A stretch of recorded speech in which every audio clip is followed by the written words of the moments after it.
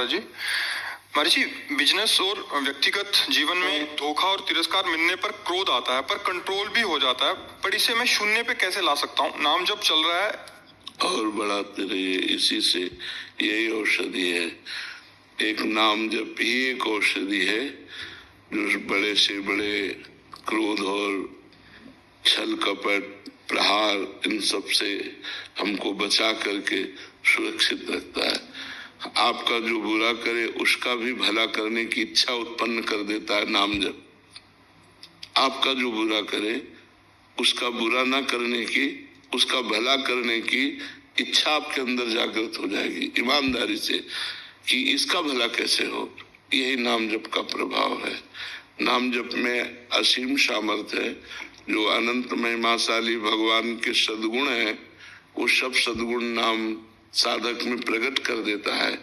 भगवान में असीम क्षमता है, तो असीम क्षमता वाले भगवान को भी घसीट कर भक्ति के हृदय में प्रकाशित कर देना, ये नाम का प्रभाव है। तो नाम ही से बढ़कर के नाम है, इसलिए हम नाम और बढ़ाएं और जपें तो हमारे अंदर आध्यात्मिक शक्ति बढ़ेगी और आध्यात्मिक क्षमता में ही इन काम क्रोध लोभ आदि को सहने की सामर्थ्य है। इसलिए खूब नाम जप कीजिए। बड़ी कृपा है भगवान की जो आप नाम जप कर रहे हैं और अध्यात्म में चल रहे हैं। जीवन की सार्थकता इसी में है, जीवन की सार्थकता है, इन भोगों की सार्थकता नहीं।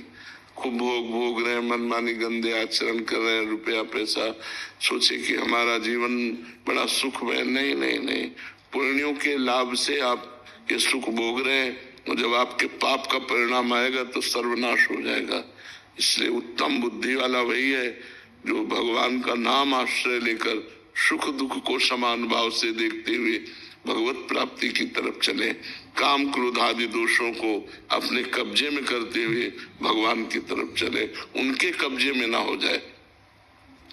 काम क्रोध आदि के अधीन हो जाने पर हमसे पापाचरण हो जाता है, हिंसा हो जाती है, बड़े बड़े दोष हो जाते हैं।